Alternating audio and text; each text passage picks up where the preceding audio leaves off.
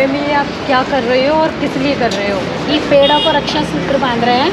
People का पेड़ है जो 24 आवर ऑक्सीजन देता है। अच्छा। तो नई जनरेशन को भी पता रहना चाहिए कि हमारे जीवन में पेड़ों का क्या महत्व है और पर्यावरण का क्या महत्व है। अच्छा।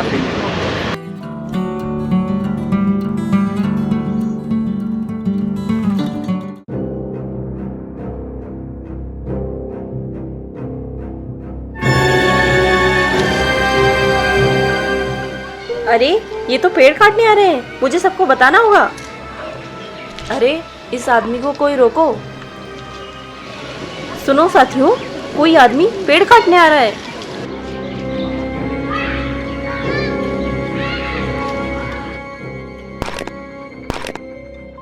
आप इस पेड़ को क्यों काट रहे हो? ये पेड़ हमारा घर है। इस पर हमने घोंसले बनाए हैं। घोंसलों में अंडे हैं, हमारे बच्चे भी रहते हैं। इस पेड़ को मत काटो। अब हम क्या करें? हमें तो होली मंगल करने के लिए एवं दाह संस्कार करने हेतु पेड़ काटने ही पड़ते हैं। ये पेड़ आपको जीवनदायी ऑक्सीजन देते हैं, जिससे आपका परिवार व बच्चे स्वच्छ जीवन जीते हैं। आप ये पेड़ मत काटो। हमारे पास कोई और उपाय नहीं है। हमें तो 70 वर्षों से यही सिखाया गया है, इसीलिए हम तो इन पेड़ों को काटेंगे। और उसके बाद बहुत से पेड़ों को काट दिया जाता है।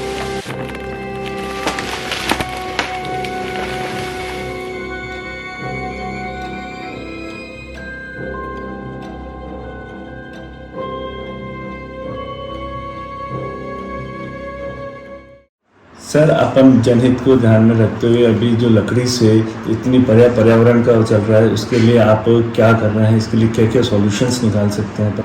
पर्यावरण को लेकर जिस प्रकार की स्थिति पिछले कुछ दशकों में उत्पन्न हुई है, वो हमारे हिंदू संस्कृति के विपरीत है। हमने हमेशा संस्कृति में समेट कर रखा, संवार कर रखा, लेकिन जिस प्रकार हमने अनगिनत संख्या में पेड़ काटे और उससे जो परेशानियां उत्पन्न हुई वो किसी से छुपी हुई नहीं है। इन परेशानियों को ध्यान में रखते हुए ही आज समाज के कुछ जागरूक लोगों ने दाह संस्कार, यज्ञ, होलिका दहन, इन सब के लिए लकड़ी के स्थान पर गो काष्ठ को इवॉल्व कर लिया।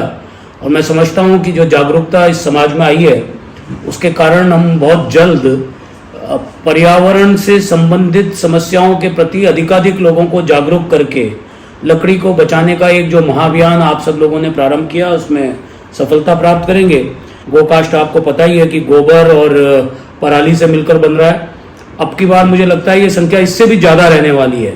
मैं समझता हूँ कि आने वाले समय में प्रकृति, पर्यावरण और गौ संवर्धन के लिए समाज जागरूक होकर काम करेगा। धन्यवाद सर, बहुत अच्छा आइडिया है और इस तरीके से हमारा समाज आपकी सोच को बहुत आगे तक ले जाएंगे, ऐसी भावना रखते हैं।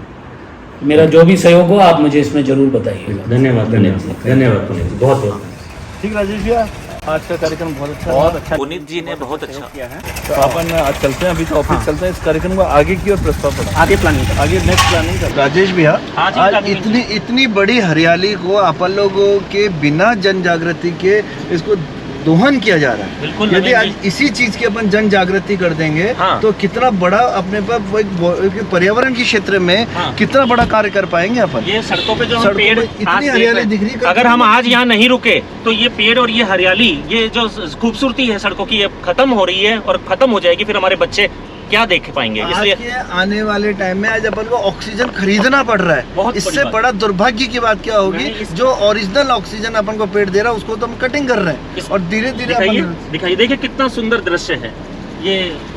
तो इनको रोकना है, इनको बचाना है और इसका जो उपाय है ऋषि मुनियों के द्वारा मिला है, गो काष्ठ, उनको हम बढ़ाएंगे और पर्यावरण बचाएंगे। पर्यावरण को बचाना ही बचाना है। जयपुर है ये हमारा, बहुत ही सुंदर जयपुर, पिंक सिटी। हमारे लिए गाय माता है, पूजनीय है। ये जो मशीन है, ये देशी गौ माता के गोबर की लकड़ियाँ इस तरह से बनती है।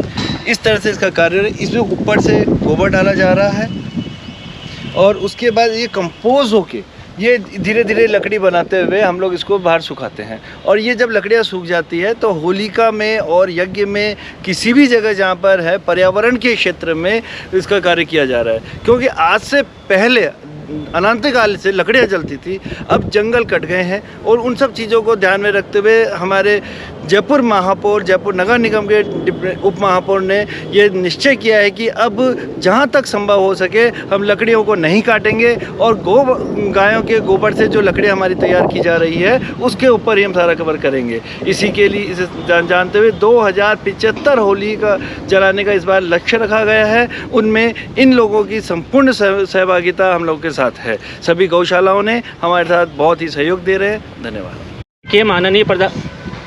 देखिए माननीय प्रधानमंत्री मोदी जी का बहुत बड़ा संदेश है, पर्यावरण हित के अंदर पेड़ों को काटने से बचाएं, पर्यावरण को बचाएं और बच्चों का भविष्य सुधारें। उसी के अंदर हमने एक बहुत बड़ा प्रयोग यहाँ शुरू किया है।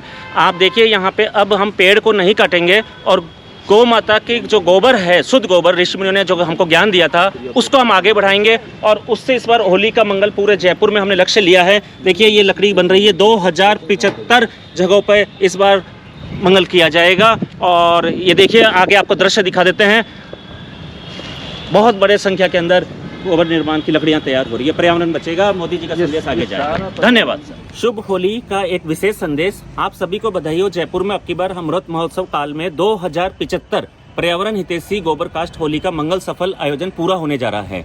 उपरोक्त सफल आयोजन अब आगे पूरे भारत देश के लिए एक आदर्श मॉडल बनेगा।